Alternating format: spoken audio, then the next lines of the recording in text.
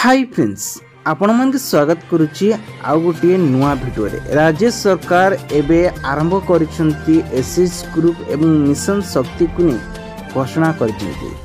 मोहन माझी एक बहुत बड़ घोषणा करिसंती जहा को नहीं मिशन शक्ति और एसएस ग्रुप को नवीन सरकार आरंभ करथिले।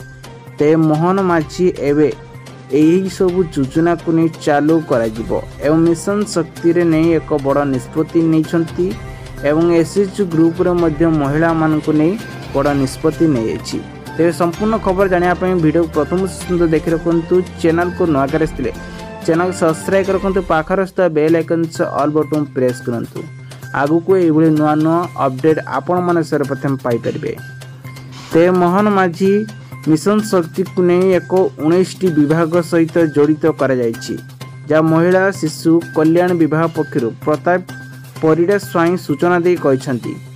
एथिरे प्रति महिला माननकु मध्य जोड़ा जिवो एवं पेंशन आकार रे लक्षाधिक महिला माने उपकृत हेबे। मिशन शक्ति महिला माननकु नहीं एक नुआ नियम आरंभ करा जिवो जोथिरे कि कर्मी हो किंबा अन्य पटरे प्रति महिला को मध्य प्रतिश्रुति दि जाइछि 50,000 टंका पर्यंत भाउचर प्रदान करा जिवो। तेबे एई सब भितरे मिशन शक्ति को आहुरी मध्य सदुष्ट करा जिवो बोली कहा जाइछि।